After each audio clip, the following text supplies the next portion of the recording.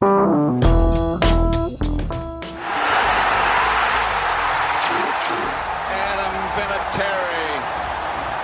time on the clock, and the Patriots have won Super Bowl 36.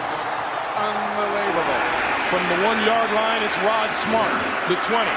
Runs out of room, and the Panthers run out of time.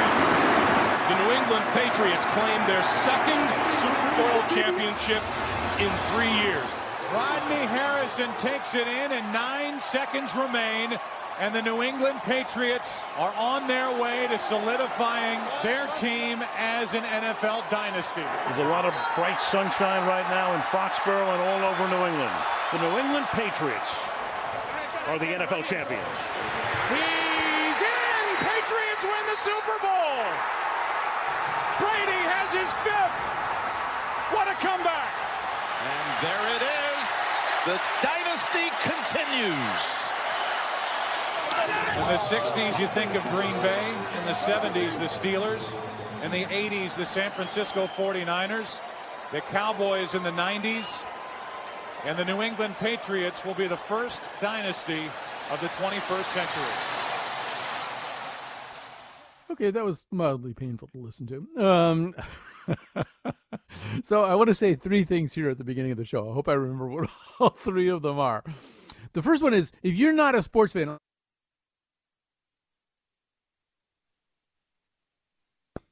Okay. It looks like I'm back. Okay. I'm sorry. I hear that we're having a really weird technical day at the station, but I hear I cut out for a second. So I know some of you are not sports fans. I'm looking at you, Patrice Fitzgerald, and you just like turn the show off. Don't do that, all right? Because we are going to talk about this team, but I mean, we're not going to be talking about gap responsibility in 3-4 defensive sets. Not that you know what that means anyway. We're going to be talking about human beings and politics and money and all kinds of other stuff. And Gisele Bundchen. That was number 1. Number 2, I want to dedicate the show to my sort of son-in-law, Jamie Cameron, and to my sort of grandson, Charlie Cameron, who are wonderful, nice people, despite being diehard, lifelong New England Patriots fans.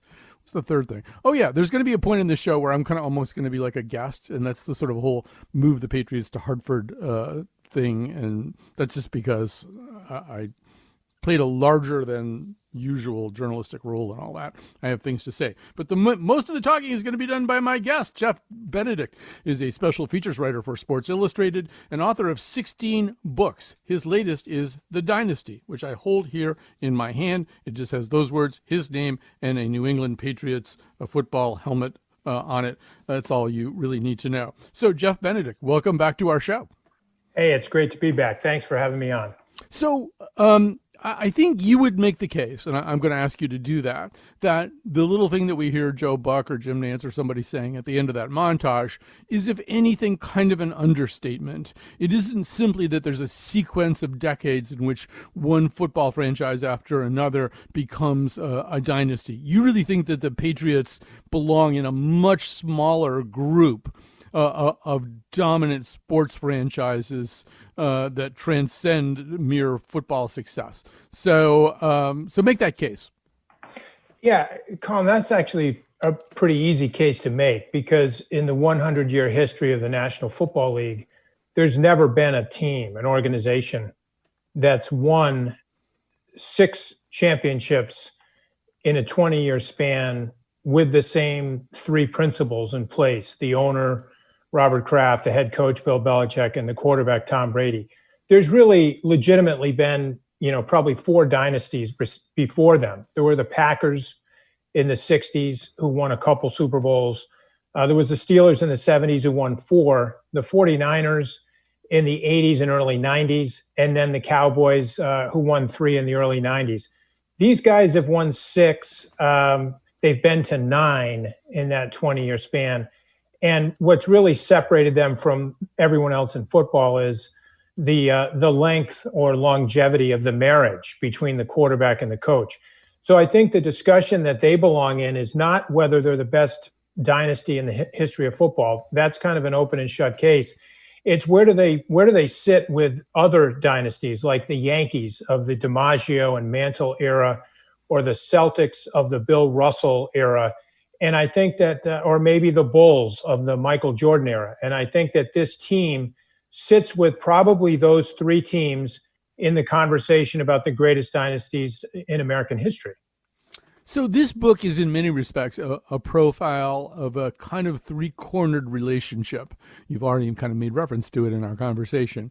On the one hand, there's Robert Kraft, the well-known owner of the New England Patriots.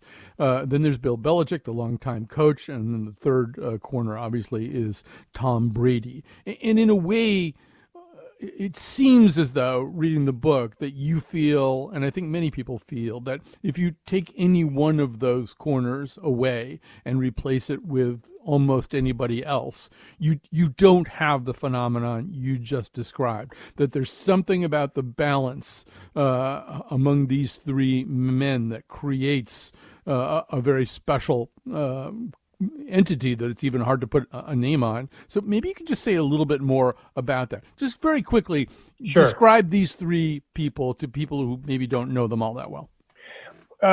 Late in the process, I spent 2 years inside the organization and had a lot of access to these guys in the organization. Near the end of the reporting process, I visited Robert Kraft in New York he has an apartment that overlooks Central Park. It's the first time that I had been there. I'd been with him a lot by now, but I'd never been to this apartment.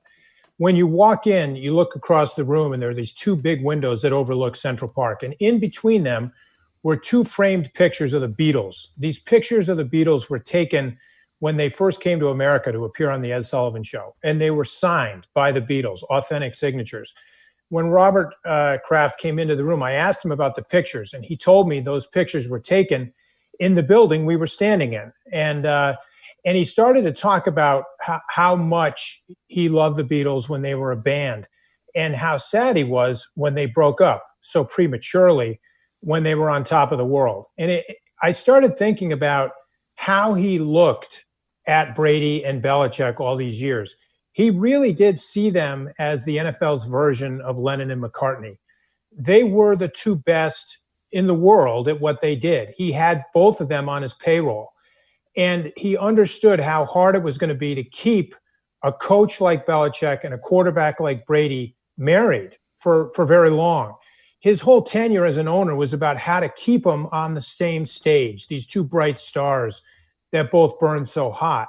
And I think the fact that he kept them together for 20 years was really a function of two things.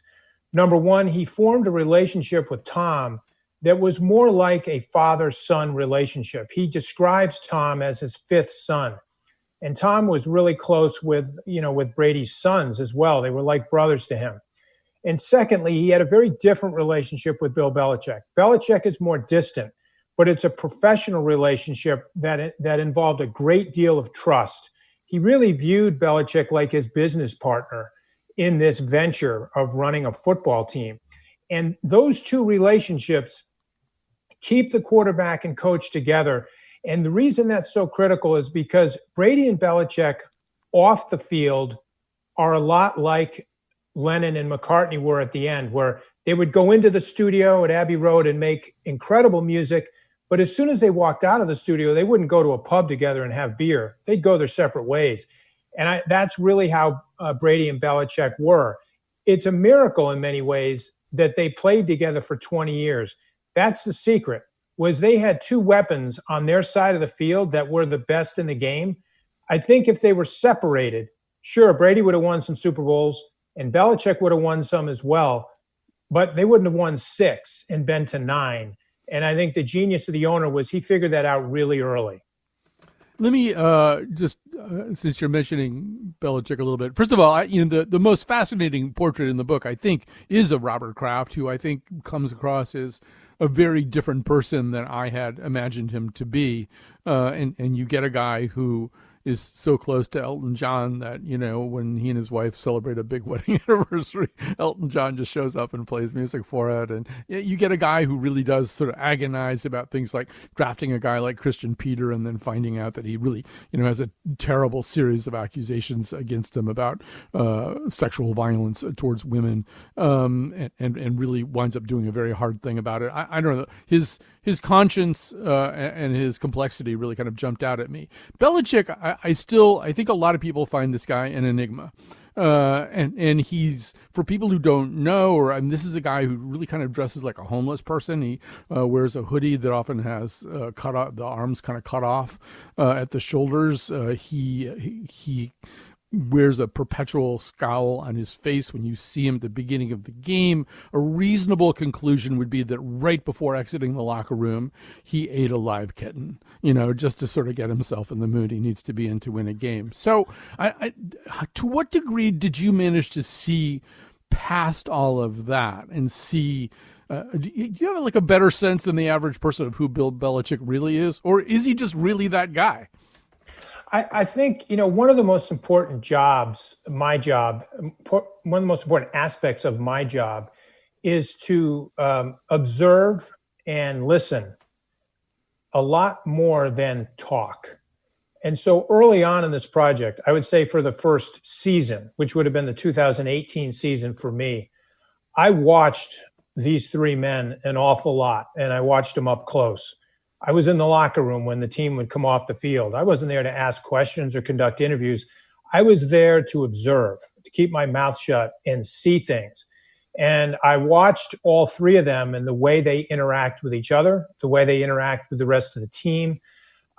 You can learn a lot just by watching. And I think that Belichick, he is unique. He is very different.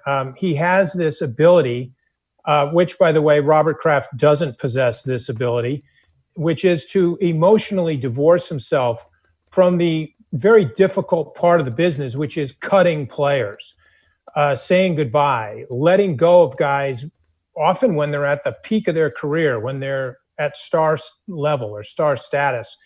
He lets them go. And these are guys that have become very attached to the fan base in New England, who are part of the fabric of the community. And he cuts them without a second thought. That's something that the owner isn't capable of doing, but he knows Belichick is, and he appreciates the need for someone with that capacity as his head coach. And I think that's part of the complexity of their relationship. They are extremely different men, but there are moments like when Bill Belichick's father dies, which is a really interesting moment in this story, I think. Belichick finds out about his dad passing in the middle of the night.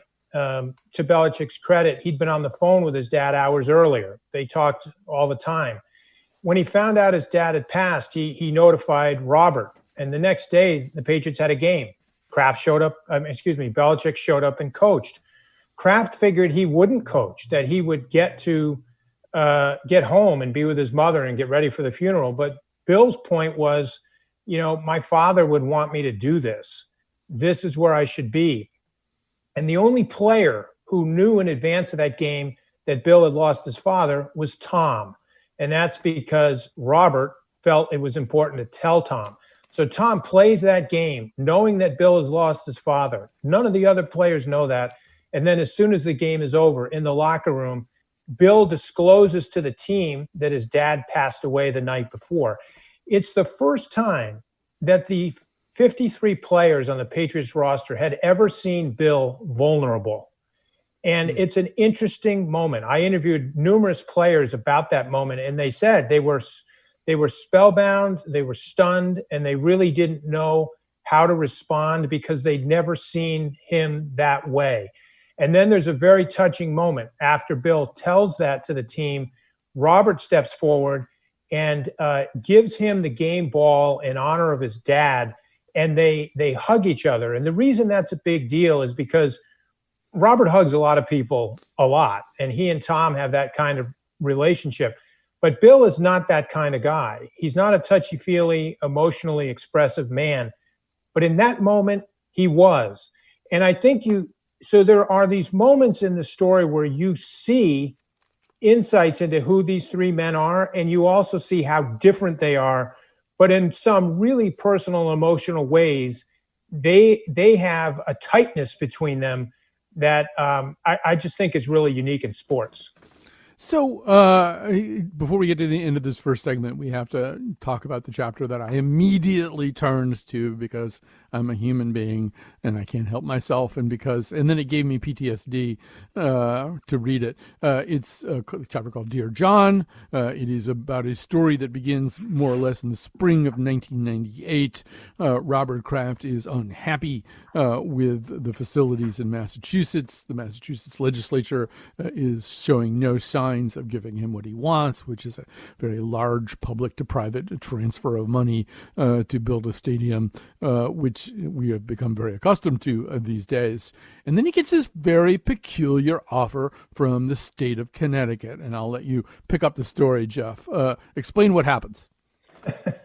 I think the thing to start with is Robert Kraft didn't want to take his team anywhere out of Massachusetts.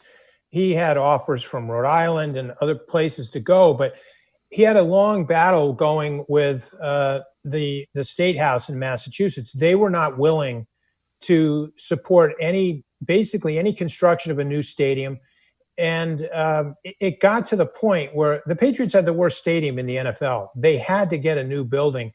And when it was clear that it wasn't going to be in Massachusetts, Governor Rowland actually approached the Patriots. He specifically approached Jonathan Kraft in Montville, Connecticut, where the Krafts own a paper mill, basically. And Rowland was visiting there while campaigning for his last term as governor. And at that facility, Jonathan was there to greet him. And Rowland was astute. He knew what was going on in Massachusetts, and he let Jonathan know that he was interested in talking to his father about the prospect of the team coming to Connecticut, and that they would treat him a lot differently than he was being treated in Massachusetts. One thing led to another. They got going in conversations. They had meetings. They went to each other's homes. They started to build a rapport. And when it was really clear to the Krafts that it was not going to happen in Massachusetts, they decided to enter into this agreement with the state of Connecticut. It's important to say that they knew this wasn't their top choice, but it seemed like their only choice at that point. And really, Rowland offered the kind of deal that you can't refuse. The state was paying for everything. And with the guarantees that were built into this offer, it would have made Mr. Kraft the wealthiest owner in the NFL. And it would have happened fast. There was a ton of guaranteed money. In fact, too much. Oh yeah, let me just jump in here, Jeff. It was an obscene deal. And Rowland's entire philosophy at the time was, how can I get this franchise to do something it doesn't want to do? I will offer them the sun, the moon, and the stars on behalf of my taxpayers, who will eventually be having to pay for this. And the degree to which this was unprecedented in the history of the NFL, unprecedented in the history of professional sports in terms of one state's just insane largesse to another team, really, really bothered me at the time. I remember kind of fly-specking the deal when we first got a chance to look at it.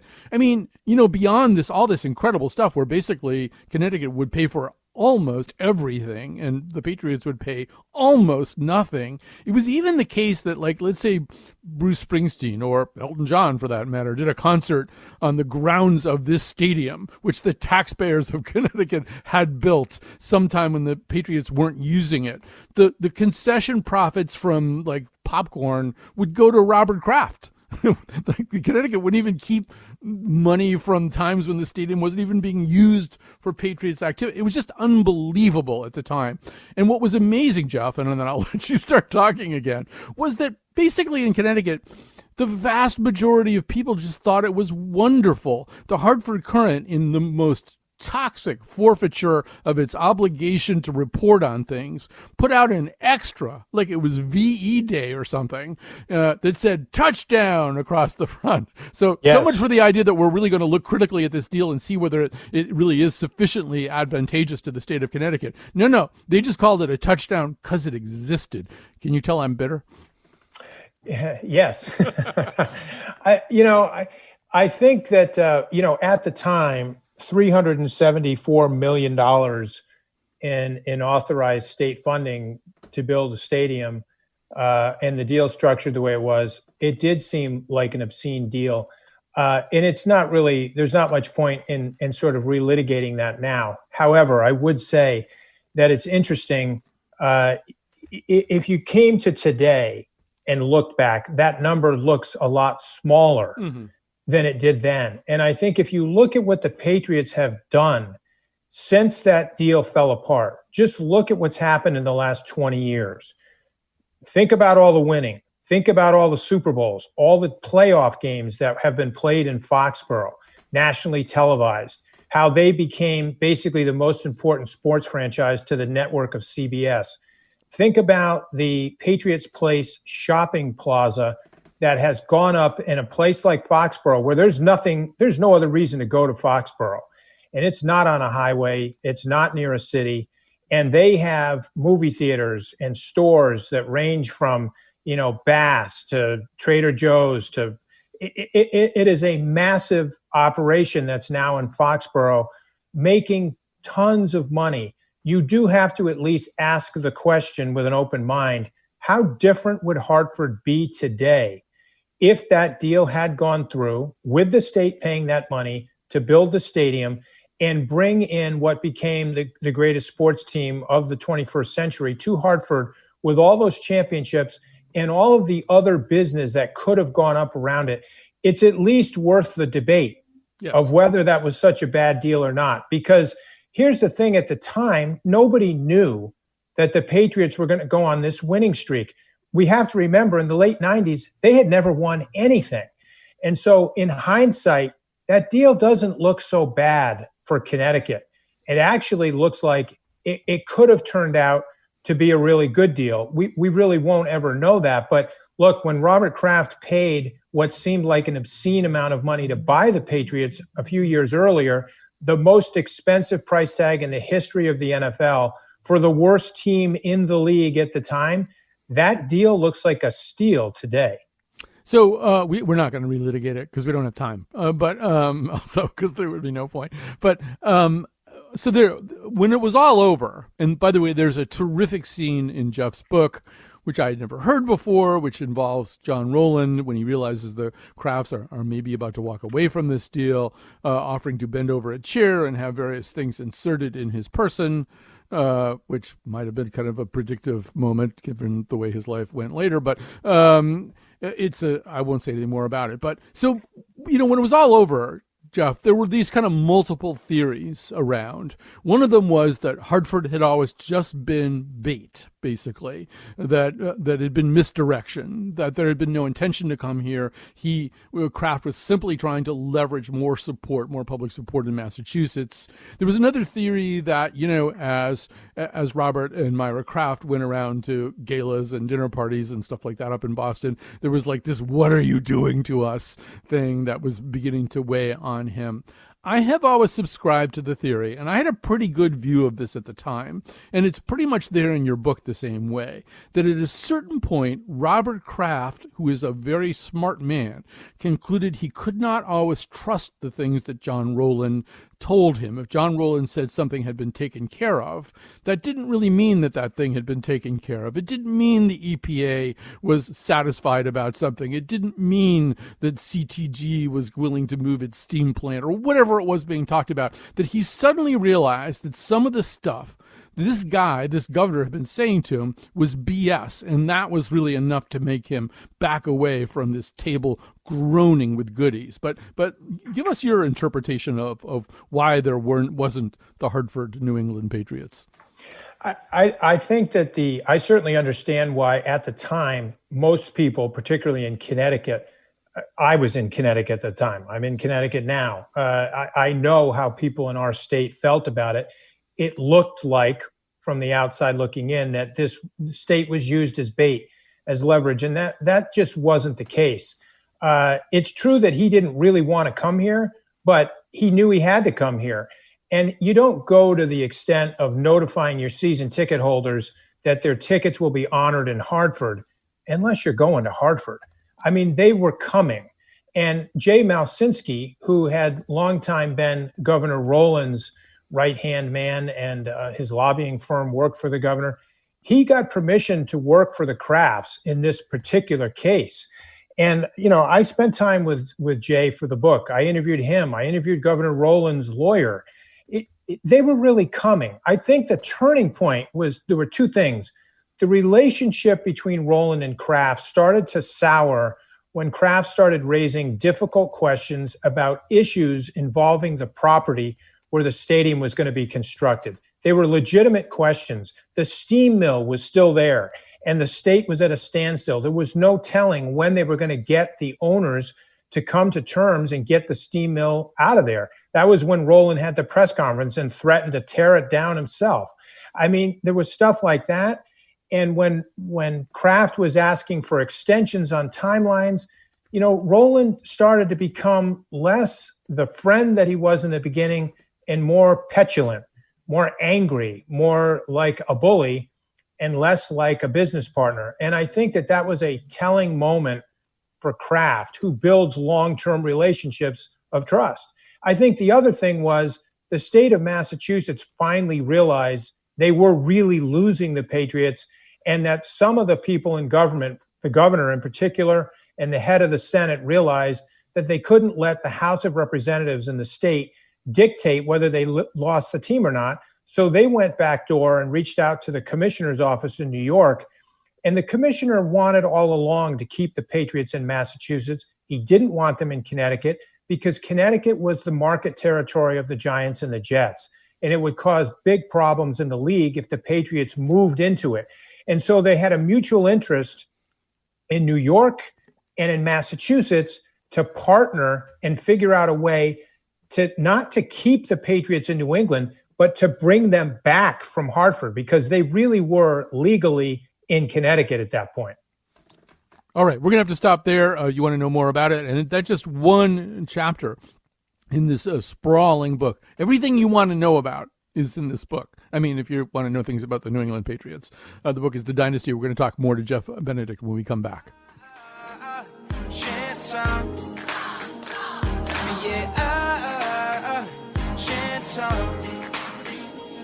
So Brady, pull me closer to more Super Bowl exposure. Raise that MVP award while you're hoisted on our shoulders. Throw that pass that beats the corner off that pump.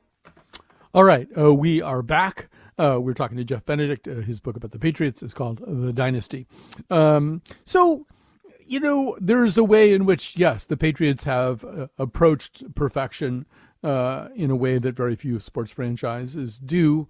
They also timed it all out perfectly for you because it seems like that period is probably kind of over. But there's also a way in which, and maybe these things are all tied together, the Patriots excite a kind of anger and disdain from people who are not Patriots fans. In other words, it's not just sort of Patriots fans or not a Patriots fan, right? It's Patriots fans, and then I hate the Patriots so much. I mean, Tucker Ives, who works at WNPR, has probably resigned from his job today because we're even doing this show. So, I mean, where do you think all that comes from? Is it just the success, or is it something else? I think that obviously to be beloved is a sign of success. But in sports, the ultimate sign of success is to be hated. And the Patriots are universally hated, the most hated team in the NFL. The only team that I can think of that has generated this degree of hatred is the Yankees of yesteryear, not the current Yankees, but the Yankees of old. And obviously the common parallel between the Yankees of old and the New England Patriots of today, or at least of the last 20 years, is they just won so much more than everybody else. In competitive sports, that's the ultimate achievement, I think, is when every other sports franchise in your industry despises you. That's the clearest signal that you are head and shoulders above everybody else. And I think that that's what comes with the degree of winning that Belichick, Kraft, and Brady generated over the last 20 years. And so for New Englanders, it obviously became a badge of honor, a source of pride. It's why there are so many T-shirts and signs that say New England versus everybody. And it really helped the Patriots, actually, in terms of how they prepared for games, the sense of us against the world within the building of Gillette Stadium, and also when they went out on the road. I think it's part of their success formula. There's also this interesting kind of paradox that I see at the heart of the Patriots in terms of their style, which you may or may not agree with. I mean, in a way, I think as just an outsider looking at the Patriots, they seem like really kind of a model of discipline. There's a way in which Belichick has invented this system where you kind of you figure out what's there and you take it. You know, you as rarely as possible do you force something that's not there. There's just sort of a very cool calculation about this, and it extends to what you were talking about before, which is deciding when a player is actually still kind of looking like he's in or near his prime, that it's time to get rid of that player, stuff like that. And that bumps up against a thing that's right near the start of your book and runs through the Patriots story, which is they also kind of famously take chances on players who, for characterological reasons, other teams have given up on. Players who are physically incredibly gifted, but there's kind of a knock on them. They're not a team player, or they're a discipline problem. They're an issue in the locker room. And Belichick, time and time again, goes and he wants to get those guys. And to me, those two things they don't make sense side by side. Discipline and a desire to go find a rebel. Well, I think that, one of the reasons it does make sense is because Belichick, psychologically, I can't think of another coach in any of the sports leagues in America that are as astute as Belichick is in terms of understanding the psychology of athletes and football players in particular. What he sees in some of the guys you're thinking of, Corey Dillon, Randy Moss, Dante Stallworth, Rodney Harrison. These are all guys that had bad raps for one reason or another before they came to New England. These are also guys that had never won anywhere. And they're super competitive athletes who've never won. And so what Belichick sees is the chance to get a superior athlete, a Hall of Fame caliber player, who he can bring in, and he's confident that he can mold him to buy into their system, to do it their way. And he knows that these guys are so hungry for the one thing they don't have. They got all the talent in the world, but they have no hardware to show for it. And they're coming to the one place where they think they can actually get the hardware. And the reason they think that is because New England has hardware. They have more of it than anybody else.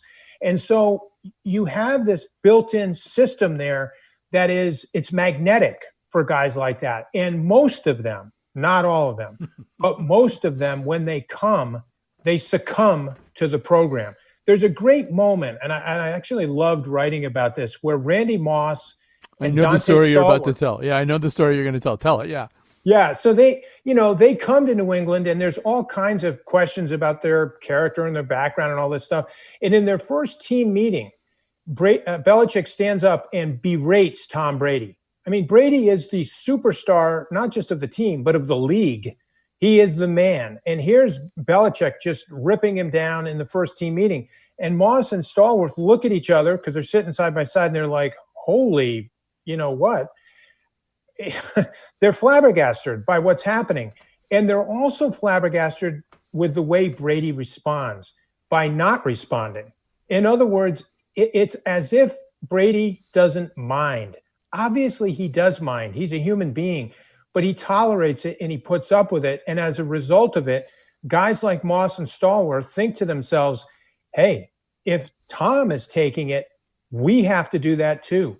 They get in line behind him. They line up and they go through the same gauntlet that he does. That's like a secret sauce that no other team has, where you have your superstar. Can you imagine Peyton Manning or Aaron Rodgers or any of these guys tolerating that year in and year out? The answer is no. But that was part of who Tom was. He was willing to do it for the sake of the team. And it got superstars who came there to do it as well. Right. So I have to ask you about this, even though she's not a Titanic figure in your book, but Kat Pastor and I agreed. One of the people who didn't necessarily want to take it or think Tom Brady should have to take it, is Gisele Bündchen, his supermodel wife. She's a really unusual athlete's wife. I mean, obviously she came into the marriage with her own portfolio. She was already really, really very, very famous. But, whether it's kind of like chewing out the rest of the team in 2012 or saying that Bill Belichick has no right to talk to her husband like this, I mean, she emerges in your book as kind of, a kind of unusually forceful sports wife who isn't afraid to say stuff that her husband would never say. I actually loved writing about Gisele. Look, as you know, Colin, there's a number of women in this book who are strong figures, starting with Myra Kraft in the very early parts of this book. Drew Bledsoe's wife, Maura. This goes on and on. There's a lot of women in this narrative. And I think Gisele, you said she's not a Titanic figure. I would actually say she is a Titanic figure. She has a major role in this dynasty, and it's an underappreciated, underestimated, misunderstood role by most New England Patriots fans. She has a lot to do with why Tom stays in New England for as long as he does. And I know that sounds counterintuitive, but their relationship is built that way. And that was really important for the longevity of his tenure there. I think that what makes her so interesting is when she marries Tom Brady, she is a bigger star than he is on the world stage. She is wealthier than he is. She has more power and influence than he does. And this is what makes their coupling so amazing and interesting from a writing standpoint.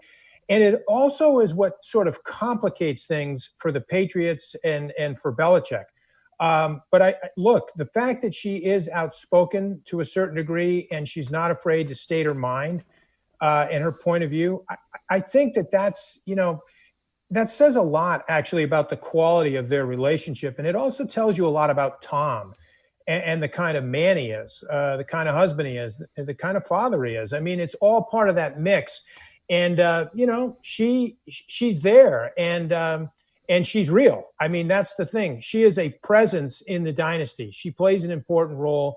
And I can just say from my standpoint, I was glad to have someone like her, enter the story when she did.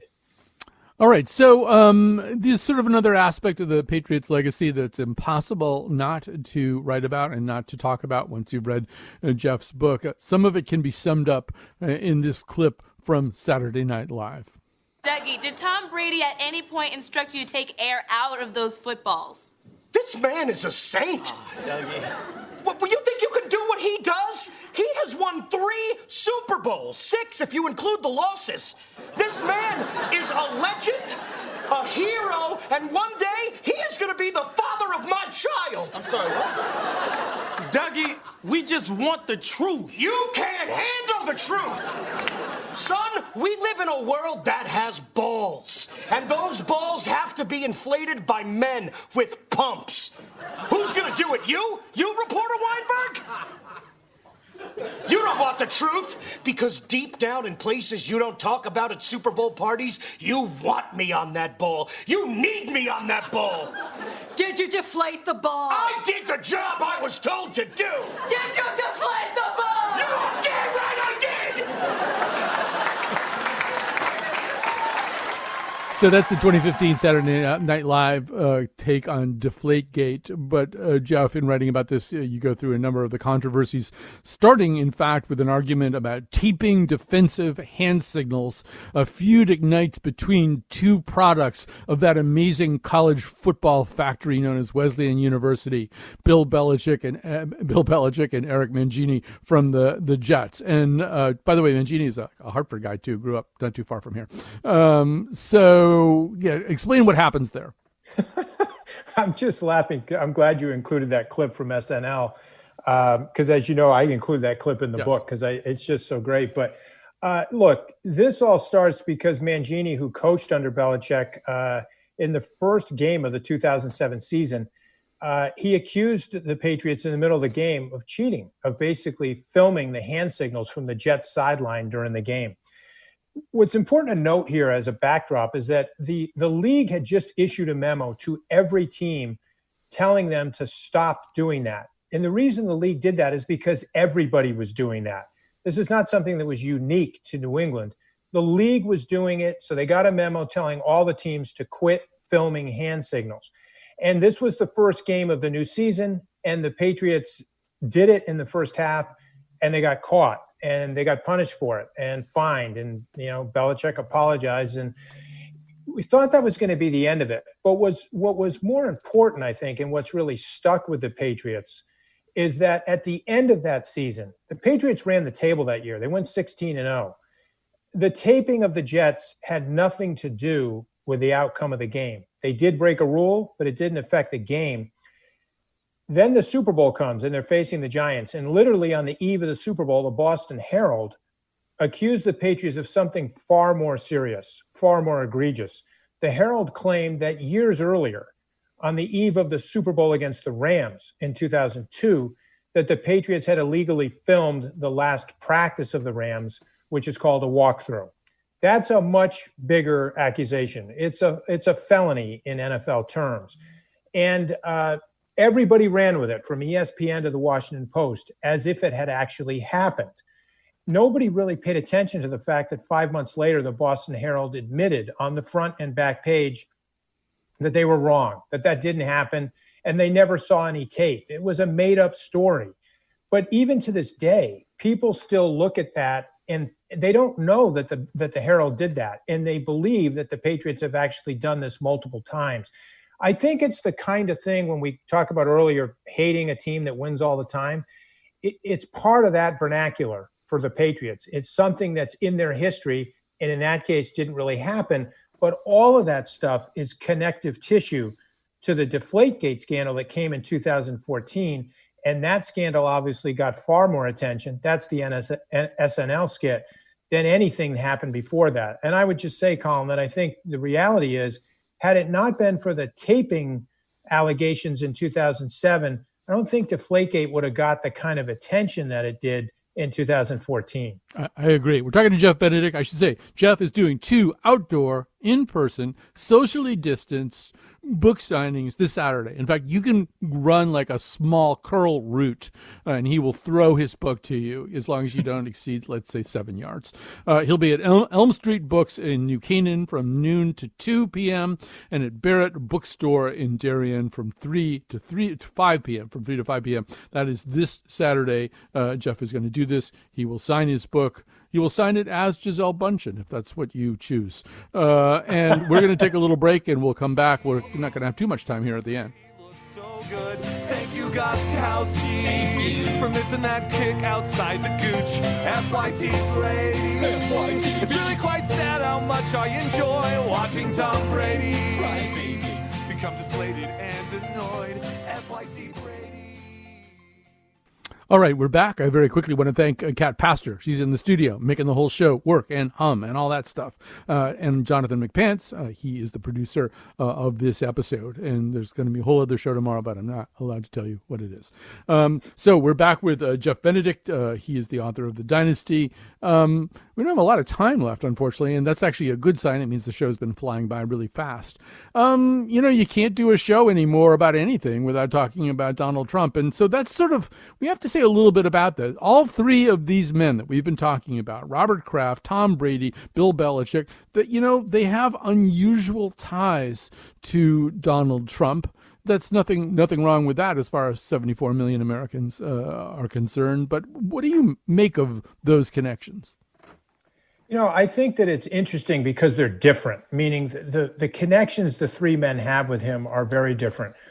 Robert's connection is one that he and his wife Myra formed with Donald and one of his prior wives when they became neighbors in Florida. And that's a relationship that was way before, Donald was president or anything else. And, it's a relationship that was more personal and it was built that way. Both Brady and Belichick don't even really meet Trump until they're with the Patriots and the Patriots start winning. And Trump sort of gravitates to them when the Patriots are winning. He starts inviting Brady to all kinds of things. In fact, by the time he decides to run for president, he asks Tom to speak at the Republican National Convention. Tom turned him down. I mean, Tom did not want to get involved in the politics of Donald Trump. And, despite the fact that I think Trump was, saying things about Tom publicly to make it sound as if like he was a big supporter. And then there's Bill, who did something, rather unusual for him, which was he essentially publicly endorsed Donald right before the election with Hillary by allowing Donald Trump to read aloud a letter that Belichick sent him. And Trump used it in New Hampshire to try to persuade New Hampshire voters to vote for him. That didn't happen. But nonetheless, it was a sort of an interesting twist for a coach who doesn't really advocate his players getting involved in things that become distractions from football. And so I do get into all of that in the book because I think that the relationships of the three men with this president are, they're not only interesting, but they're important in terms of that period in time for the dynasty. And I think for Kraft, who, as I say, emerges as a much more complicated and in many ways admirable character than I would have expected going in, and there's a way in which, Andre Tippett, one of the former Patriots players who's black and has a front office job, just talks about, the way that Kraft had kind of stuck with him. And then you've got this guy, this politician, this president who says about players who kneel during the national anthem, somebody run out there and tackle that son of a bitch. And a lot of athletes of color were really, really troubled, particularly by that turn of phrase, if you could call it that. And yes. it does seem as though it bothered Kraft too, because in fact he has a relationship with his black players that doesn't really fit that kind of language. Well, it bothered him immensely because that's not who he is, and it's not how he thinks. And it's such a departure from who Kraft is as a human being.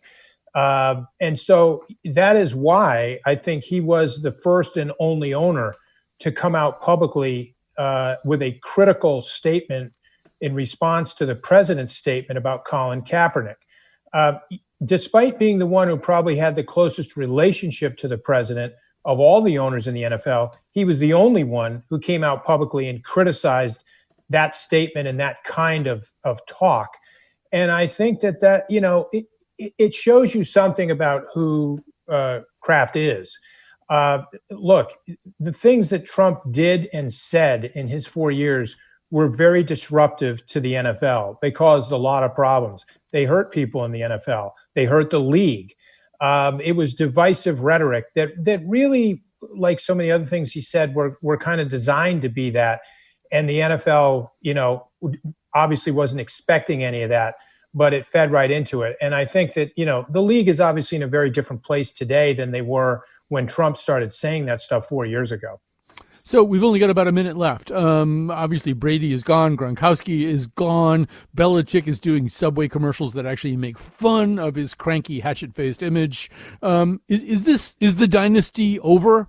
You've got about 30 seconds to answer that question. The dynasty that we know is over because Brady's gone. And I would have said the same thing if Belichick had left or if Kraft stopped being the owner. It requires the three of them. Doesn't mean there can't be another dynasty, but the one we've watched for 20 years is now part of New England history.